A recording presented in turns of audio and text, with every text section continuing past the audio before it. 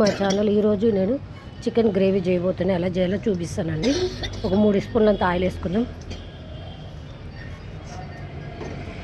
Oil వేయడంగానే ఒక 3 ఉల్లిపాయలు అట్లా కట్ చేసి పెట్టుకుందాం సన్నగా తరిగి. మంచి ఫ్రై చేయాలి గోల్డెన్ కలర్ వచ్చేదాకా.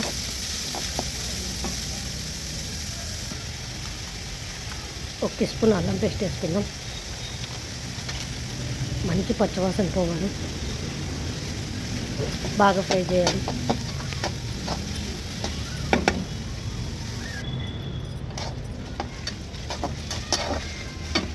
మంచి ఫ్రై చేయాలి. పచ్చిమిరపకాయలు ఒక 3 వేసుకుందాం. ఒక 5 నిమిషాలు బాగా ఉడకాలి. ఇప్పుడు చికెన్ కడిగి పెట్టుకుందాం. చికెన్ వేసుకుందాం. ఒక అర్ధ కిలో చికెన్ వేసుకుందాం. మంచి ఫ్రై చేద్దాం.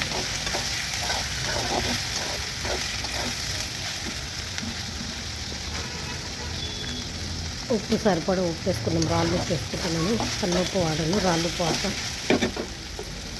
వాటర్ అంతా వదలాలి మంచిగా. ఇట్లా అసలు వాటర్ పోయాను అట్లనే ఫ్రై చేయాలి. టమాటాలు ఒక్క టమాటా వేసుకున్నాం. మంచి ఫ్రై చేద్దాం.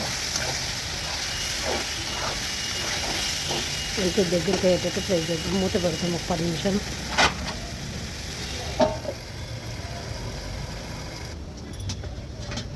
అది నీళ్ళన్నీ వదిలేసినాయి చూడండి. నూనె మొత్తం పైకి తేలుతుంది చూడండి.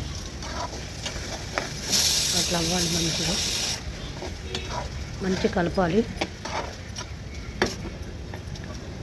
ఒక 5 నిమిషాలు మళ్ళీ మూత పెడదాం.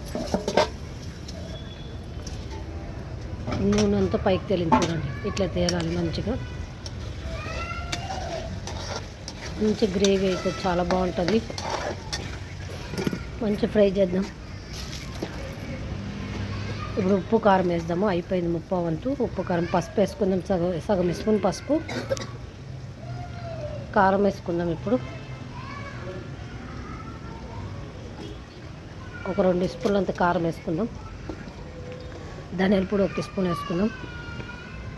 2 స్పూన్లు ధనియాల పొడి, 1 స్పూన్ గరం మసాలా వేసుకుందాం. మంచిగా కలుపుకుందాం.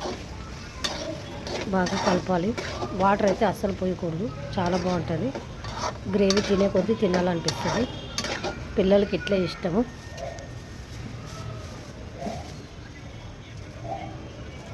పుదీనా వేసుకుందాం. ఫ్లేవర్ కోసం పుదీనా వేసుకుందాం. ఒక 5 నిమిషాలు మూత పెడదాం. మూత తీసి చూద్దాం. చూడండి ఇట్లా గ్రేవీ నూనె మొత్తం పైకి తేలింది చూడండి. ఇప్పుడు కొత్తిమీర వేసుకుందాం. మంచిగా కలుపుకుందాం. అయిపోయింది, కూర అయిపోయింది. ఒక బౌల్లోకి తీసుకుందాం. ఇప్పుడు మంచిగా కలిపేస్తాం. కొత్తిమీర అన్నీ కలిపేసి గ్రేవీ అయిపోయింది. ఒక బౌల్లోకి తీసుకుందామండి.